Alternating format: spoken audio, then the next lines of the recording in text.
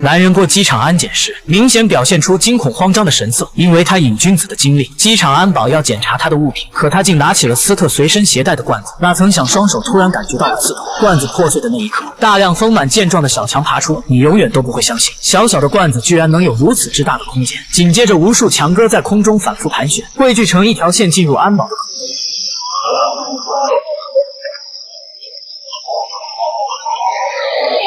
强哥的进入令他丧失了理智，他冲进机场的餐厅，见到吃的就往嘴里塞，仿佛自己就像吃不饱的无底洞。甚至他直接用手伸进滚烫的油锅，捞起里面的薯条，大口的咀嚼。不过即使这样，也没改变他领盒饭的命运。转眼间，安保迅速枯竭，小强军团开始选择下一个目标。与此同时，驱魔人扎康与泽德在感受大自然的力量。泽德突然看到天上居然下起了金地雨，正当他幻想下一步是不是该掉馅饼，时间就静止在了这一刻。原来是天使曼尼来看望扎康，他想知道泽德这个新搭档的情况，因为在第1集的剧情里，曼尼就预测出黑暗将在未来觉醒，而导致悲剧的导火索会在扎康身边最信任的人群中诞生。扎康知道他是无事不登三宝殿，这附近一定有新的恶魔现身，可惜曼尼话到嘴边又咽了回去。我想他不愿意透露，是因为恶魔事件很快就会主动找上他。等扎康回到基地，就发现有人触发了自己布置的重力陷阱。其实机场的斯特与扎康是老相识了，曾经在一次驱魔中，他因胆怯选择了逃避，事后自责不已，独自游离到了苏丹。无意中他看到脸上刻满符文的黑人男孩，心善也好，赎罪也罢，斯特用扎康教他的驱魔手段，强制将虫子引入自己的罐子里。得知好友闯了祸，扎康利用塔巴阿施洛魔的法器，在瓶子上刻上所罗门的6芒星，制作了另一个禁锢小强的容器。画面一转，百货超市的洗手间里，大妈看到无数的强哥出没，然后她也像机场的安保一样，见到什么就吃什么。不过幸运的是，超市的物资远比机场餐厅的丰富，保安赶来制止，两人扭打在了一起。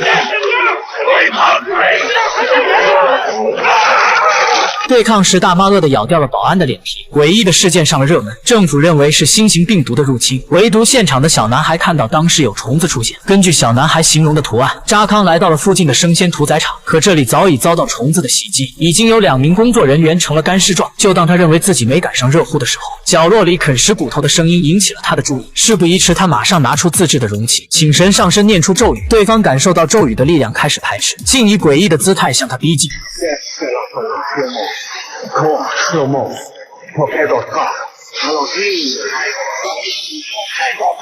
即将靠近时，咒语产生了效果，但扎康低估了强哥的恐怖实力，瓶子瞬间被撑爆。这容器怎么看都像9块9包邮的便宜货，当然不可能充当精品来用。为了抵挡强哥的物理攻击，他及时用肉做护盾，找准时机逃出冷库，弄断了开门的把手。可他自己清楚这只是缓兵之计，必须找到更好的解决办法。于是他找到占卜师诺莫寻求帮助，未得到答案，他选择吃下最强劲的致幻植物，副作用的出现令他的视线产生了幻觉。一瞬间，他看到万物的起源，宇宙的尽头。紧接着，诺莫伸出右手抠出扎康的眼球，随后将它装到了自己的眼睛上，这样他们就可以彼此互换视角。画面来到苏丹，因饥饿贫穷，人们的抱怨凝聚成了恶灵。萨满不想看到生灵涂炭，选择用自己的子民充当容器献祭给恶灵。在举行仪式前，他割掉了容器的舌头，避免他心存怨恨将来诅咒自己。但男孩趁他不注意竟逃跑了。后面的事大家也都知道了。总之，要彻底消灭恶灵，需具备2个条件：首先是拿到克图腾的酷杀之刃，另外是有人心甘情愿献出身体做容器。另一边，恶灵已冲破了冷库的大门，如今留给他们的时间不多了。始终留守的斯特毒瘾发作，非要出去不可，而泽德却不准他离开。痛苦煎熬中，斯特不小心触摸到他，泽德的感知能力不但看到了他经历的场景，还一同感受到他此刻被毒瘾折磨的感觉。扎康回来看到泽德躺在沙发上颓废的样子，便明白了所发生的一切。随后在大桥下找到了挨揍的斯特，他替对方解围后，两人居然去了酒吧喝酒。借助酒劲，两人开始互诉衷肠。扎康又提起了当初斯特胆怯逃跑的事，并且反常的原谅了斯特犯的错，这相当于再一次揭开对方的伤疤。见斯特自责，情绪烘托到位，他拉着对方准备去偷博物馆的酷杀之刃，可就在他扔出围栏要砸碎玻璃时，所有事物静止。天使曼尼再次登场，他看出了扎康的用意，试图劝他想清楚，毕竟世上没有卖后悔药的。不过看到扎康坚定的眼神，他明白了。随着静止消失，他们顺利拿到了上古圣物酷杀之刃。接下来在歌剧院发现了恶灵附身的受害者，于是扎康马上要开启封印仪式。此刻斯特才知道，所谓的最佳方案便是要牺牲自己，而扎康怕对方不情愿，提出把选择权交给上天，不行咱俩可以抓阄。这明显是扎康掩盖虚伪的遮羞布啊！其实至今为止，扎康都是斯特崇拜的偶像。最后恶灵被封印，斯特痛苦的煎熬。